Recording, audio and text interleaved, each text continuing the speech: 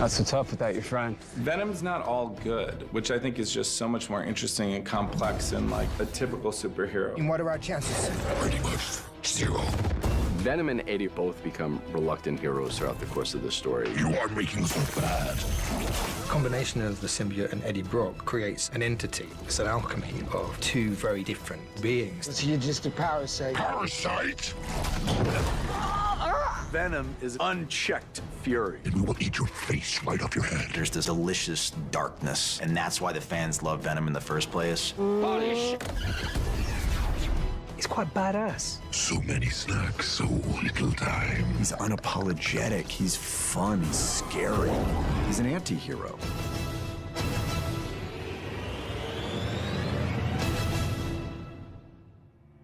Venom is this incredible character with this amazing history that goes all the way back to the 1980s. So there's a lot of stories, you know, real wealth of ideas to draw on. He became the Wolverine of Spider-Man villains. Instantly started going right to the top. You slap him on a cover, people are going to buy that issue. People loved the character. So when we started to approach this story, we knew that we wanted to tell a Venom story independent of Spider-Man. We wanted to be as true as possible to the nature of the characters from the comic books and tell his story with Eddie Brock. We're not finished. Yes, you are, Mr. Brock. Is that a threat? Have a nice life. Venom went through different stages of development, and I believe that really we are at the right time in history to tell this kind of story. Avi and I have talked about this for, I don't know, 15 years. When is the right moment? Because the Eddie Brock Venom character is very sacred to people. You're fired, Eddie. I can't trust you. Have a nice life.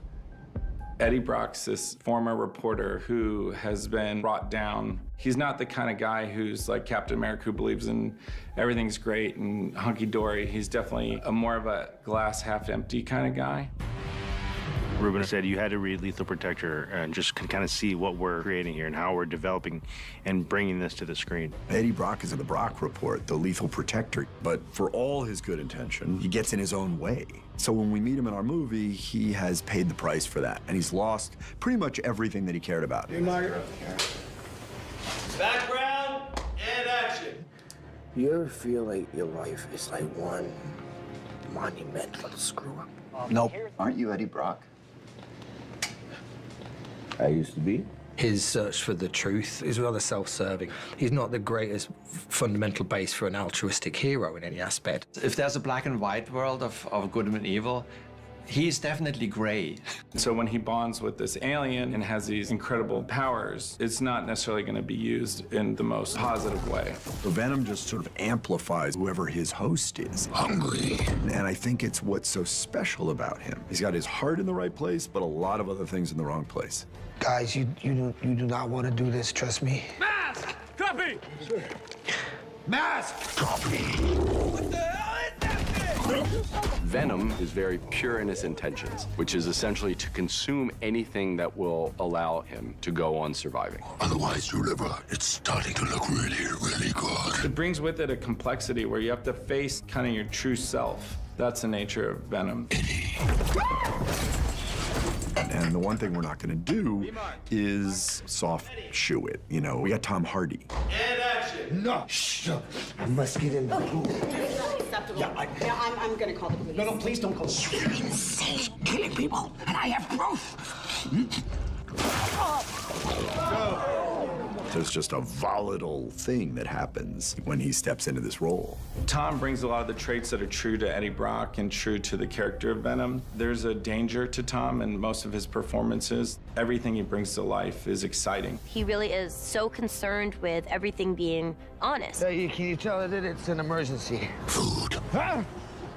Who said that? What's easy about playing two characters in the same piece is that you know what's going on between them, so you can control what's going on between the two. So it's more freeing than just playing one character because you can't control what your other actor's going to do. He's able to make illogical leaps. All of a sudden, you find yourself in a totally different place inside of the scene than you ever would have logically imagined. Who exactly was I kissing just then? Mostly me. Well, actually, it was mostly me. Oh, God. It's been pretty amazing watching Tom every day on set, because he's so methodical and very rigorous. He's had an awful lot of input into the way that the character has developed, primarily through the vocal performance that he's giving for Venom. And action. Can you fix it? No, I've never seen anything like this before. This parasite, whatever this Parasite. it's eating you from the inside. It's not. A huge element that we had on the film was the sound department led by Coffey and Patrick, who literally on the day cutting and pasting and interacting with me from the sound desk below the stage. He wanted to have us there and have it ready to record, playback within moments before shooting. If Venom plays in the scene, Tom reads the entire scene through every character. Once he's done with that, myself and my playback operator, Patrick, create individual files with just the Venom dialogue, add special effects to the voice, and then as soon as Tom is done going through hair, makeup, wardrobe, he stops back with us and we put an earwig in his ear. Venom was coming through my earpiece, or any other actor who wanted to wear the earpiece. So really it was a radio play in some aspects that was going on at the same time as acting out a normal scene. We need to get you to the ICU. Am I, Eddie, am I dying? No. You're killing him. They do not know what they are talking about. Listen, we don't have a lot of time here. Oh, God, We have to get out of here. Oh, God, he's killing her. I'm killing you. I'm so sorry. When he's doing the alien inside the body stuff, like, I bring a bag of popcorn and I'm just like, I'm here to watch. Oh, my line? Sorry. I was just watching the way that the alien lives inside of you. It's great to be around because I think it forces everyone to do the same and to really kind of hone in on their work. I can't even begin to fathom what it's like to try to put this character together, because his character is having this seeming nervous breakdown. He's being, for lack of a better term, possessed by this alien. Hey. Okay. It's been amazing to watch him do it. I know he's exhausted. I don't have a problem with you staying and sticking around, but if we do, we're gonna have to have some ground rules, right? You know that human beings are the highest form of evolution. Yeah, well, that's bullshit. Eddie and Venom play the Jekyll and Hyde of it, which is fantastic. But this thing gloms onto it and has a mind of its own, so you're fighting yourself. These are two characters who, from the moment they're paired, their goals are very much in conflict. Are you gonna eat anybody else? Most likely. What I like a lot is the vulnerability of both. Venom recognizes Eddie's weakness. The moment he's inside him, he will know everything about Eddie, things that Eddie will never talk about. On my planet, I am kind of a loser, like you. But here, we could be more. Excuse me? In a weird way, Eddie has to grow up enough to take care of this thing that's inside him. You can't have him just be this, total murderous creature and then credits. I cannot. I mean, I guess you could, but they found a way to kind of flip it in the movie and bring out the hero of him in terms of hey man, we're only gonna eat bad people. But how does one tell the difference? It's super simple. I mean, you can intuit it. Whatever you say. But can we get something to eat now? Venom holds Eddie's feet to the fire about his own ethical framework, so for the first time, Eddie becomes the reluctant hero. You want up? But why didn't you just say? So you have this awesome duality of a non-human and a human. Eddie is trying to change his ways, but the circumstances make them both change. Cut the bullshit. What really made you change your mind? You did, Eddie. The whole concept of this character that fills a void in a person and helps that person cope is really fascinating. Let's go save the planet. But there's also a sincere darkness that can jump out anytime, literally.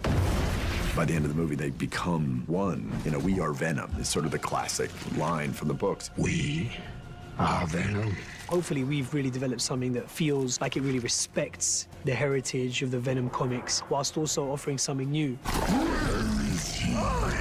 And the fact that it can be so dark and so funny is really, really exciting. Then what were you gonna do? You were gonna go feed on a whole planet? Yes. You wake up every night oh my God, are we embracing the spirit of the character in the right way? You have to start from loving the character. You can't fake that, and that's the thing that allows you to go back to sleep at night.